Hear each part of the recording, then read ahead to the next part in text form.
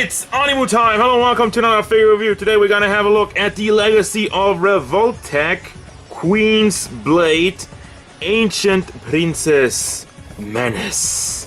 This is another one from Legacy of Revoltech. I, again, don't really collect that line, but sometimes there's a figure, just like with Yoko, just like with Menace.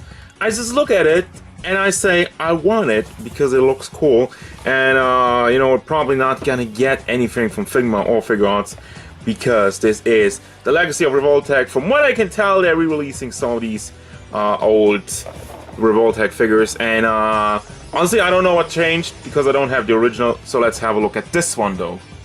So, this is certainly unexpected. We got the Queen of OPPAI. And, before I even go into the review, guys, I gotta warn you of something. I gotta be careful with this figure because I did not expect this. The chest plate is removable and there's detail under the chest plates. So yes, we have nipples. If you want to see the nipples, go on Twitter. I'll post a picture there. But I need to be super careful not to show this on YouTube because that's against the rules. So we're gonna have a look at the Queen of OPPAI with the sizable quick she stands. 13.5 centimeters to the top of her head, and with the crown that goes up to almost 15. But I'm gonna stop at the hand and say it's almost 5.5 inches tall, and 6 if you're going to the top of the crown. Now, overall look and detail of the figure. The face, she's a little bit shifty-eyed, I feel like it.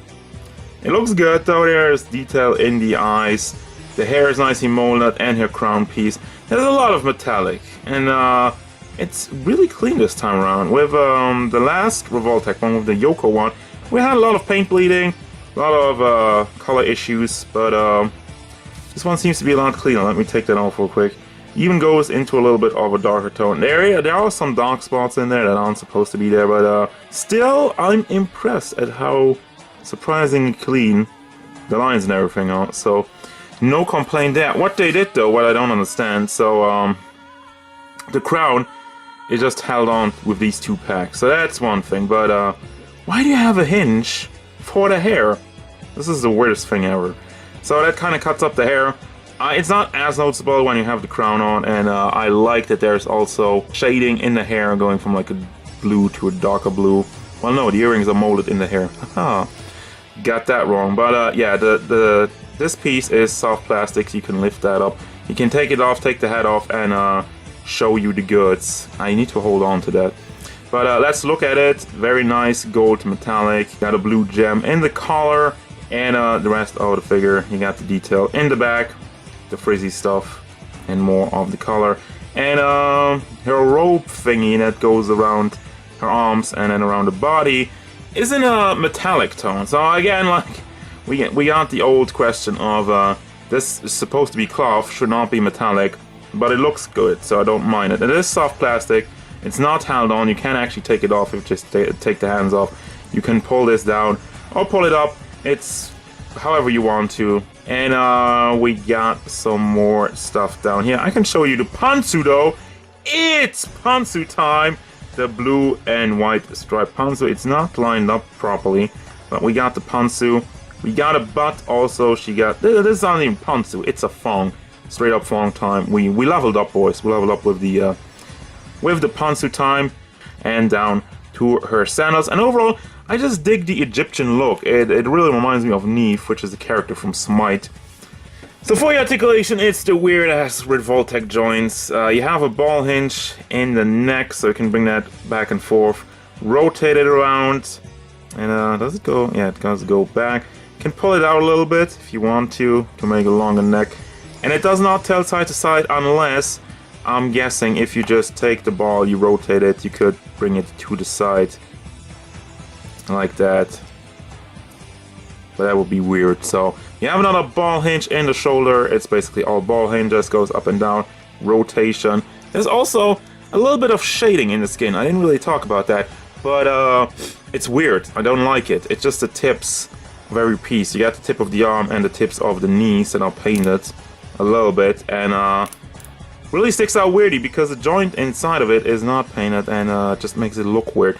So we have the ball joints in the elbow, and other ball hinges in the hand, which are really loose, but you can also rotate it around. Can you also rotate at the shoulder? Yeah. And then the chest area. Okay, super careful. Does go forward and back. Oh, there we go. So it's really kind of locked in place. Forward, back. Wiggle room, not really. And it does go all the way around. Down to the crotch piece. Moves forward, back. Let me get that out of the way. Forward, back. Side to side, and has some rotation in it. Now for the legs, I really don't like those. We have a ball hinge, just like everything else. And that's not the problem. The problem is they packed it into this weird leg joints. I mean, yeah, I have the peg hole in the butt, basically. And it's going a little bit in an angle. As such, is really limiting. And it leaves a little bit of an ugly gap for the feet. I mean, for the leg, for the thigh, basically.